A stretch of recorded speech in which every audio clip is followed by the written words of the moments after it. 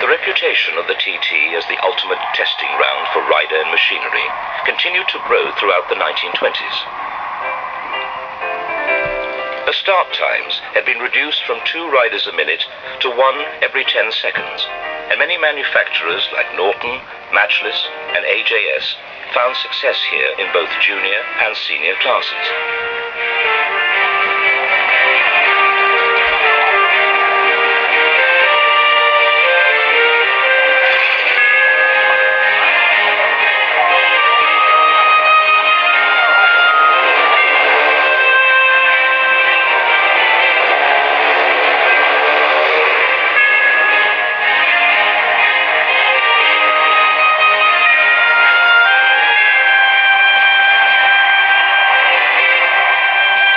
Track meant inevitably sales on the road, with the public wanting to buy for themselves a piece of the glory. But the motorcycle was beginning to face stiff competition from the car. This miniature self-assembled car amply demonstrates how four-wheeled transport had become less and less the preserve of the rich, and more in the realm of the possible for the ordinary man and woman. The challenge to the motorcycle manufacturer was to prove that their product was even simpler, but just as effective.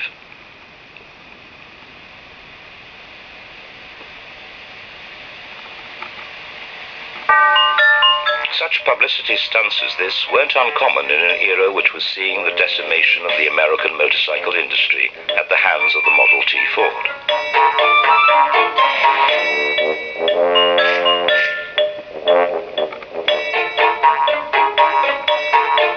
With its basis of a tubular steel frame, it was unsurprising that bicycle makers had a great advantage, and some, like Triumph and Rover, would gather lasting fame. The basic frame, of course, required many additions. The gears were operated via a clumsy lever, dangerous even, as the rider leant down to change whilst holding in the clutch. This would soon be rejected in favour of the foot-operated method.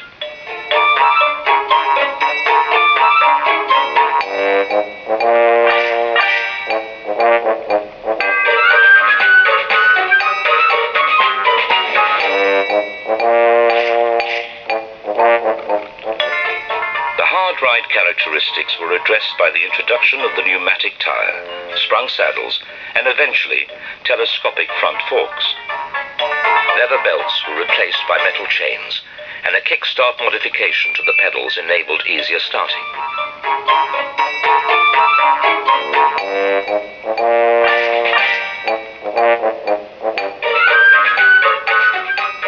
Gears became increasingly sophisticated with the addition of an expanding pulley on the rear wheel. Cables replaced chains on the control systems, like the twist grip throttle and the clutch. Flexible oil pipes replaced brittle metal ones, and the petrol tank was established in the classic between-the-knees position.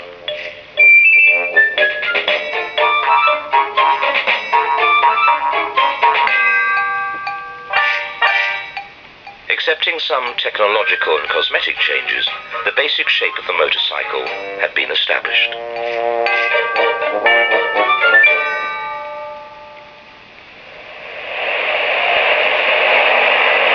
Its predecessor was never entirely forgotten, though. This is a Class A motor pacing machine.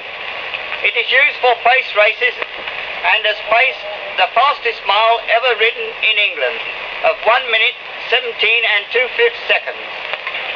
Mr. P. Morris is our pacer, usually on this class of machine. One of the interesting things of this pacing motor machine is automatic inlet valves, accumulator coil ignition, and the engine was built somewhere about the year 1905. The transmission of this pacing machine is by a flat leather belt, and the gear ratio is about 3:1. This is a safety roller fitted to prevent the cyclist from touching the back wheel. The handlebars of this machine are what we term the sit back and hold tight. The reason for these forks being reversed the other way is to enable you to get close to your pacemaker for less wind resistance.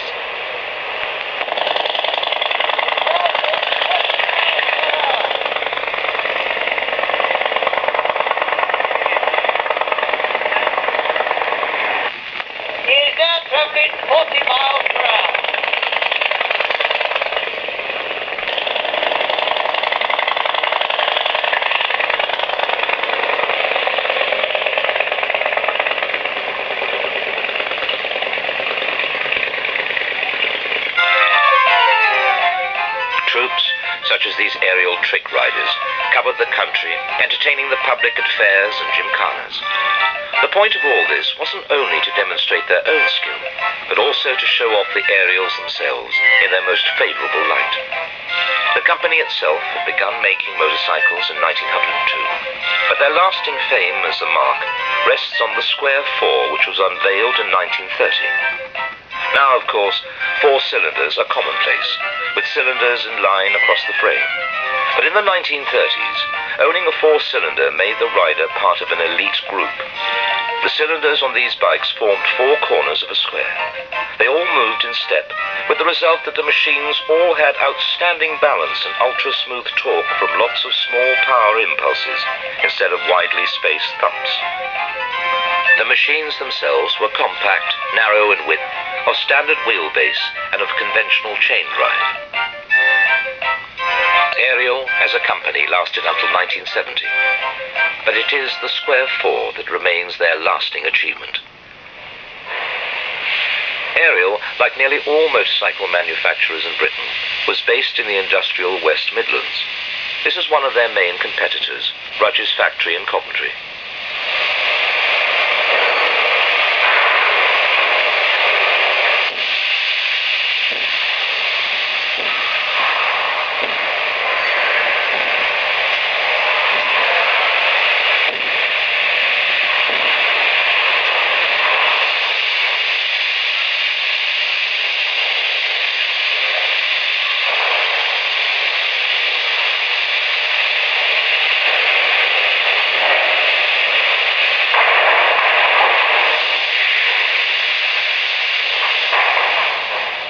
Their contribution to motorcycle refinement was the 4-valve system. 4 small valves gave a greater opening area than 2 large ones, and therefore better breathing. They also ran cooler, and the greater strength of the smaller valves enhanced reliability.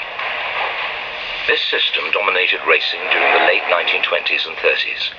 Racing forced the pace of development, and Rudge's legacy of roadsters, TT replicas and dirt machines were all developed from the track. But they paid their way, like many others, by making workhorses, since by now the motorcycle had become a common sight on the British road.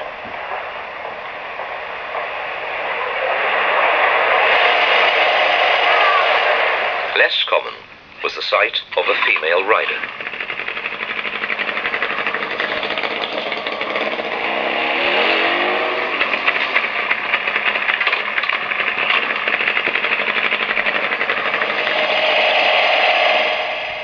The woman's place on the pillion had long been established, but their hunger to taste some of the thrills had to be satisfied eventually.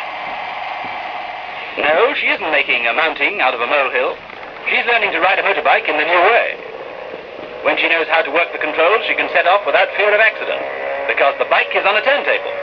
It enables the novice to go over the whole ground without going over the handlebars at the same time. In fact, it smiles better than the old way. So whilst women were becoming mobilized, eccentrics were as ever ploughing their own furrow. A steam motorcycle that can be run on petrol, oil, or practically any other fuel is the invention of Mr. Arthur Pierce of Miami.